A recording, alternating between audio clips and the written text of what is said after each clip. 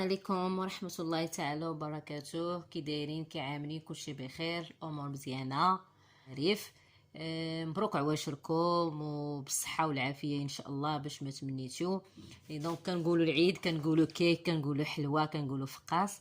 اليوم نقترح عليكم واحد الكيكه ديال الحامض اللي كتجي هائله. يعني ملي كنقولوا كيكه بالحامض راه ديجا كتجي زوينه. دونك هذه بالحامض وسكينجبير. يلا غنمشيو دغيا نشرعوا في المقادير. عندنا هنا 3 ديال البيضات. عندنا هنايا بحراره المطبخ 2 معالق كبار ديال الزبده.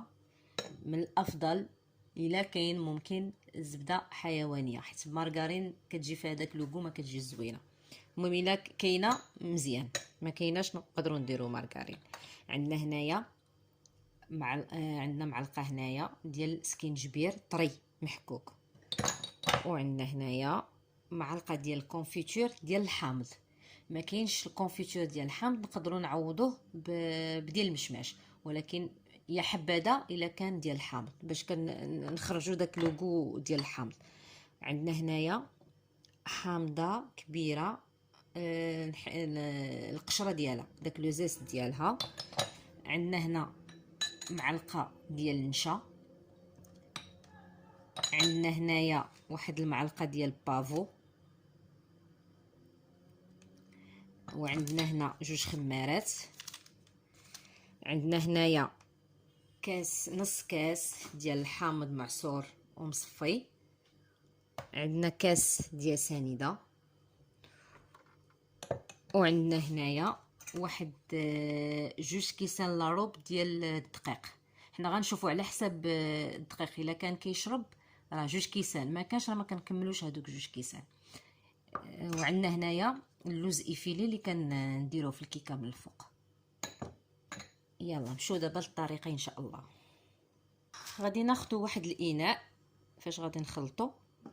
غادي نديرو دوك 3 البيضات، بطبيعه الحال يكونوا مغسولين من قبل.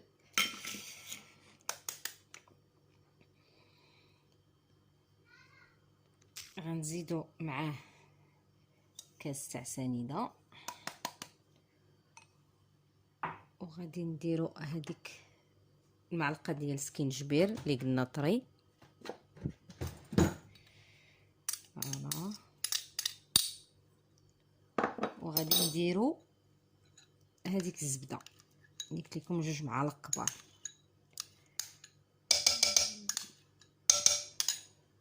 ضروري واحد الرشيشه ديال المليحه، غير رشيشه. وغادي نطربوا هاد العناصر كاملين، نطربوهم مزيان، غير تتخلط ديك الزبيده مع البيض مع هذا سيتو.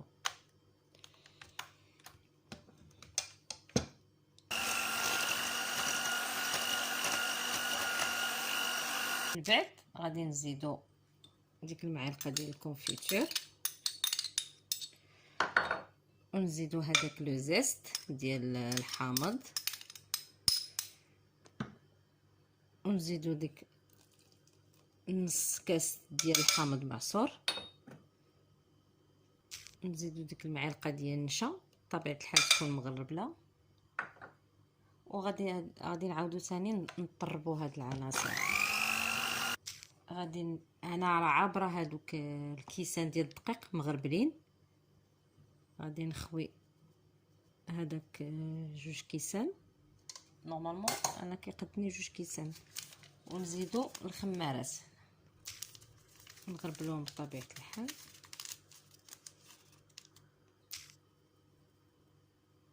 صافي، دابا غادي نبداو نحركو في هذا الخليط تيتجمع لينا. صافي، هيا لا تيكستور اللي غادي نحصلوا عليها تكون شويه قاصحه، غير شويه ماشي بزاف. علاش؟ حيت ملي غندخلوها الفران ديك الزبده حيت ما ذوبناهاش هكاك، يلا غتجي هي هذيك. صافي، غادي نزيدو هذيك المعلقه ديال البافو. هاد المعلقه ديال البافو هي حيت ملي كنقطعوا هذيك الكيكه كتجي رائعه، كتجي في المنظر زوينه سيتو. اللي ما عندوش ما يديروش، سي با ان بروبليم، ماشي مشكل. صافي، هاهي الكيكه ديالنا واجده. دابا غادي ناخذ واحد المول نديروه فيها. صافي.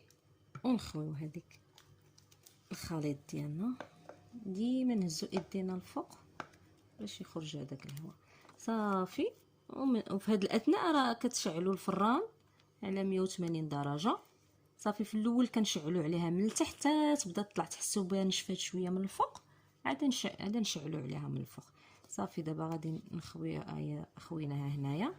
غادي نزيد عليها دابا غير داك اللوز ايفيلي من الفوق. بون دابا نديرو هذاك اللوز ايفيلي من الفوق هكذا، نزينو به حتى هو كيعطي واحد الجماليه زوينه. صافي. صافي هي وجدت، راه ساهله دغيا تتوجد، وثيقوا بيا راه كتجي هائله رائعه، زوينه زوينه زوينه. دخلوها الفران. صافي. نتلاقاو ان شاء الله من تطيب. وها هي الكيكه ديالنا، هي تبارك الله بدات كتطلع في الفور. نتلاقاو ان شاء الله عند التقديم. صافي. ها هي الكيكه ديالنا وجدات.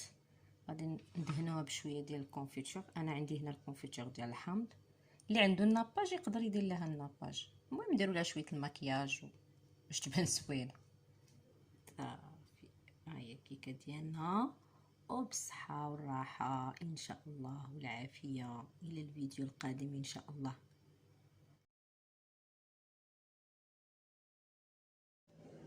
ودابا هيا غادي نقطع عليكم من الوسط باش تشوفوها كيفاش كتجي. شتي داك البافو اللي قلت لكم كيجي زوين في الوسط. ها هي. وبصحتكم وراحتكم.